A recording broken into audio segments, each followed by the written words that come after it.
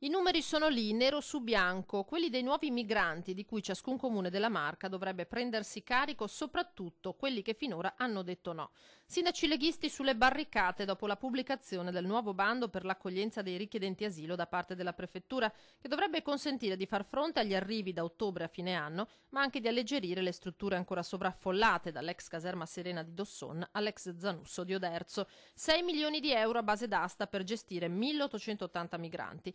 Alcuni comuni non hanno raggiunto la quota stabilita dall'ANCI, come Castelfranco, dove di profughi ce ne starebbero, secondo i conti dell'ufficio del governo, altri 104. Invito il signor prefetto, a dire al Ministero che Castelfranco, accogliente cittadina della Marca Trevigiana, non è disposta ad accogliere migranti che sappiamo essere per l'80% clandestini presso strutture del pubblico ente. 82 la quota ancora spettante a Conegliano, 103 a Montebelluna, 37 a Riluttante Volpago, 59 a Paese, 55 a Villorba, dove il sindaco Marco Serena in una nota ironizza su un bando che lede la libera concorrenza di un mero business.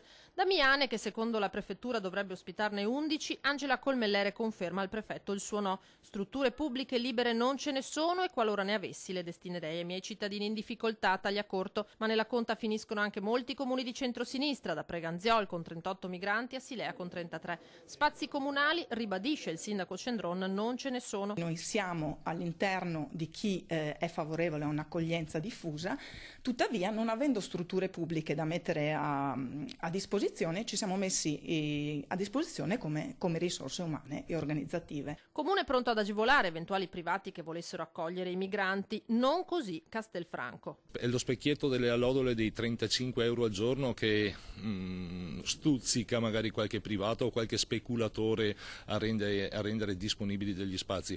Quando dovessero per qualsiasi motivo esserci dei problemi, non vengano a bussare alla porta del municipio.